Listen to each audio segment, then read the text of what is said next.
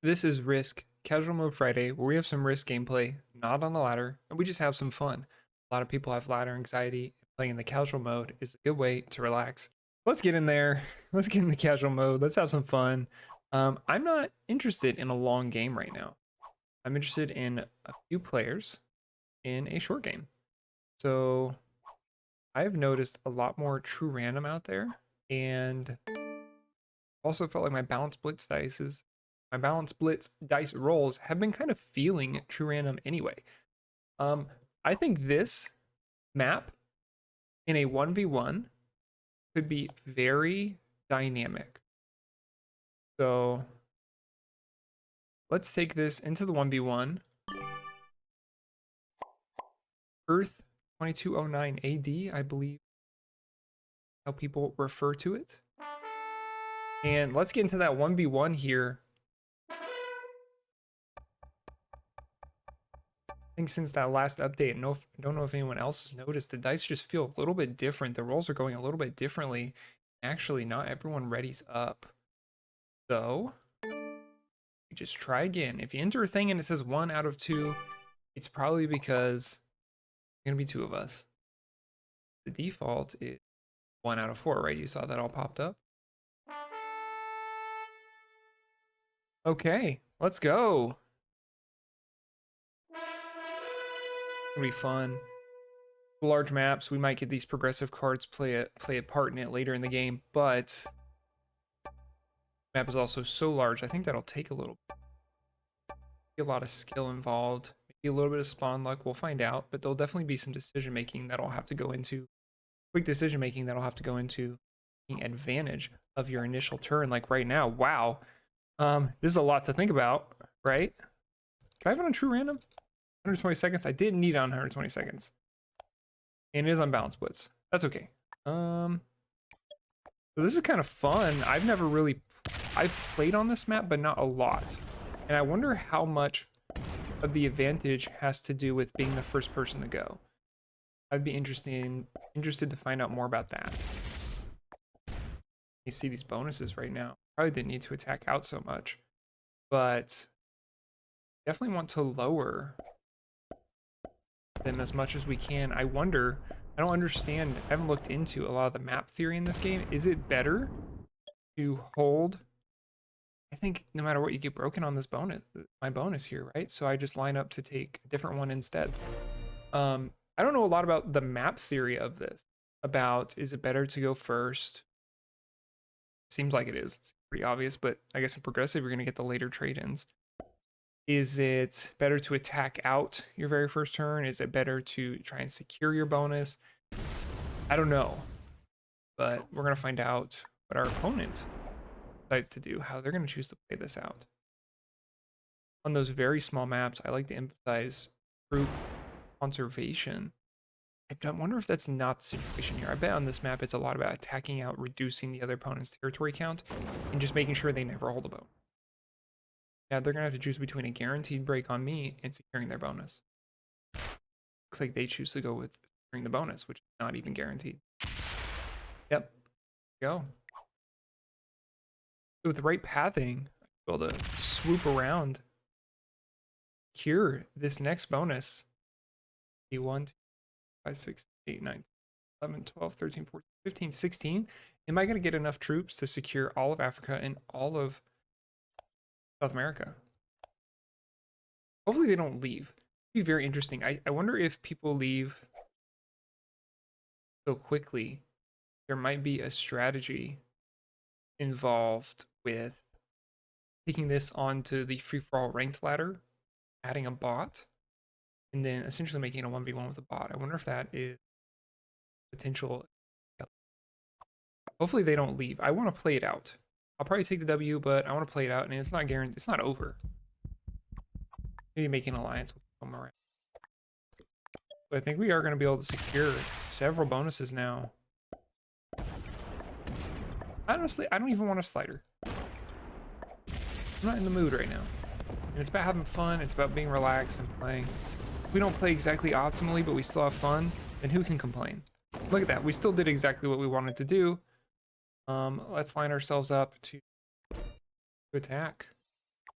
I did request that alliance, but not sure if that kept them around. How many troops did they get? They got 8. So they could still break everything, maybe.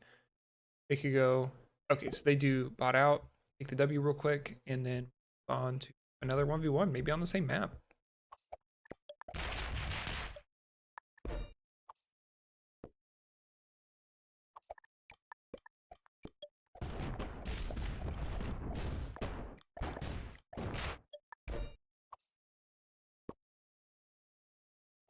That should be game here. Get the pathing all right, which looks like we have. And we end the game here. I think this is the largest real world based map. I could be wrong. I don't know if you want to call 2209 many years in the future. So I guess it's still science fiction, maybe fiction. You know, I think could be really fun if you did the Earth 2209 AD, the classic map, and then you did Simple World as like a 3-game series where it's getting smaller each time, the 1v1 each time. That'd be super. I actually think what we'll do is we'll just do that in the classic map. Fortunately, we don't have Simple World right now. I think it kind of shows the fun you can have in the casual mode and the variety you can have in unorganized Risk, which is how most people enjoy the game of Risk. Global Domination, I think, is it's unorganized. They get in there, they look for a lobby, and they play and have some fun. So you can kind of make up your own structure, have fun like that. Get in there.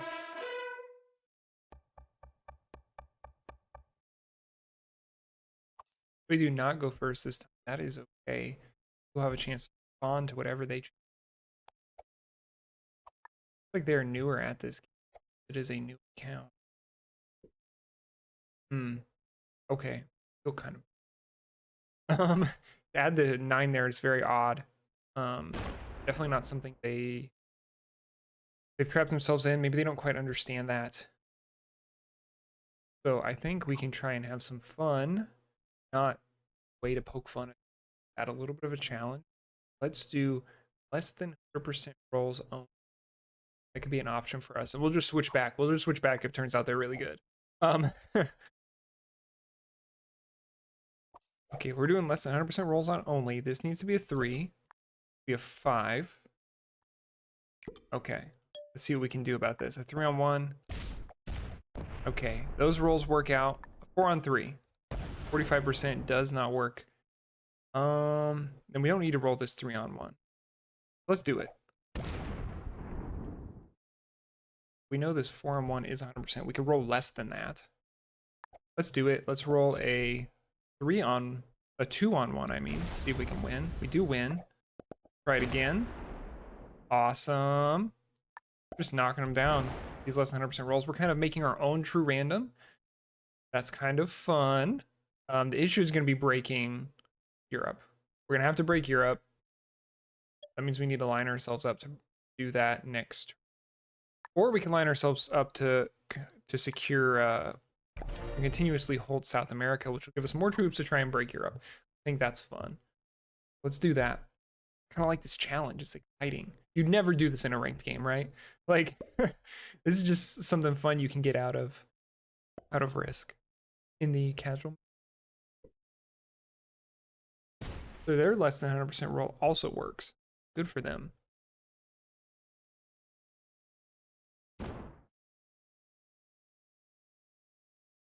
Okay, we get a lot of troops here. There's no reason why our less than 100% rolls should not work. Oh no. Okay. We wanted them to be on 14 troops. Or less than 100% rolls. Isn't that fun? We're gonna try and guard Africa right here. Well, how do we want to guard Africa? So we should have a guaranteed South America hold. I don't think they'll push through. They have to roll 4-on-2, or they can roll 6-on-2, 100% roll and have enough to take out South America. But on the back end of that, I'm still gonna have a lot of territory, so I'll get those bonus troops. Looks like they're gonna break me potentially in both continents and then take Europe off the back of that. They take their own less than 100% roll, and it is successful. Now, I have a lot of pressure on myself, but I should be able to break and resecure if the dice are on my side. 93% roll right here. Does work. And we might actually get into the stage where trades are going to matter a lot. So they're at 15 territories. I do want to knock them down one more. I have no obvious place to do it. I could roll the 5 on 4, but if it's not successful, then they guaranteed break all of my territories or all of my continents. So I think what we do is we just make it a lot harder for that to happen. And we prep for the first round of trades potentially right now. I don't have a trade on 3, so it would have to wait until they beat my 4th or 5th card, but we'll see what happens. They're going to roll the 9 on 5. But off the back end of that, they're going to have to roll whatever's left into that too. They're going to have to hope for a good roll right now, and they don't actually do that. It looks like they might just break Africa and not break South America, which is probably a huge mistake.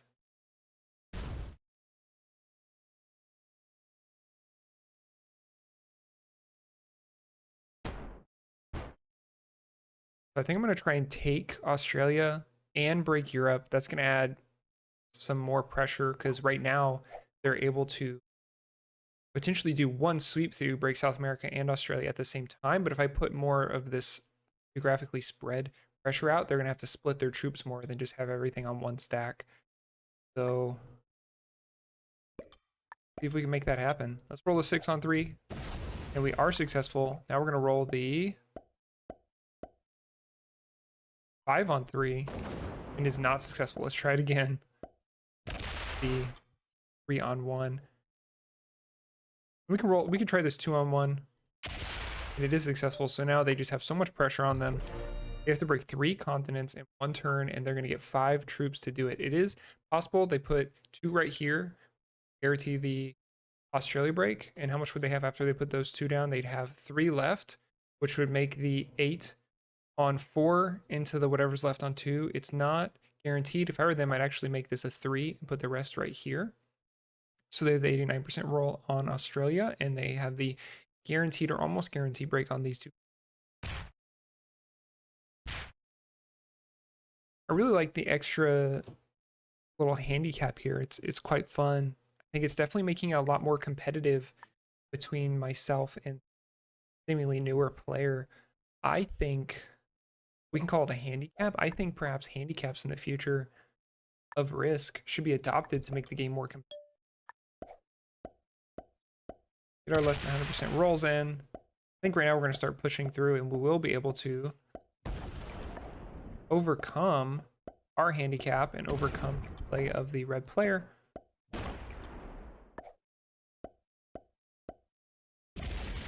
We're actually getting some decent dice for all these less than 100% rolls.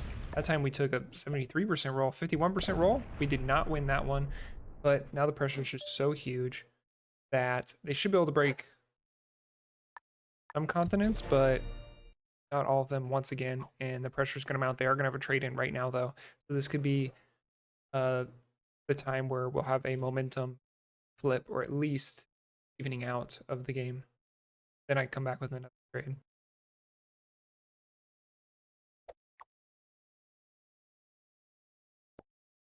Almost looks like red is readjusting their aims. For some reason, they're going to be attacking up here in North America.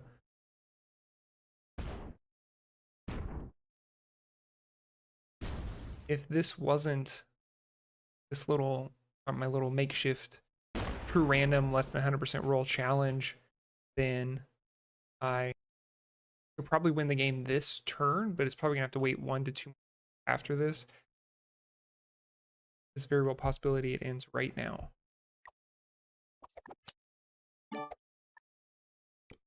See what we can do. Let's roll a 4 on 2. It is successful, amazingly successful. We'll continue to roll around.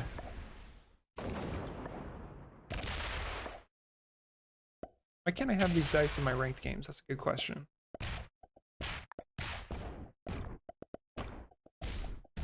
We are not able to take the win right now, but we are lining ourselves up to be able to do so. If this 4 attacks to the left, our 3 will be opened up. This attacks down. It's going to go through this 2. Still somehow get into Europe to break it. Game is essentially over. You have a good game and well played because I actually quite enjoyed this. Happy that Red's sticking around. They realize the game's over and they choose not to fight it. Cannot complain.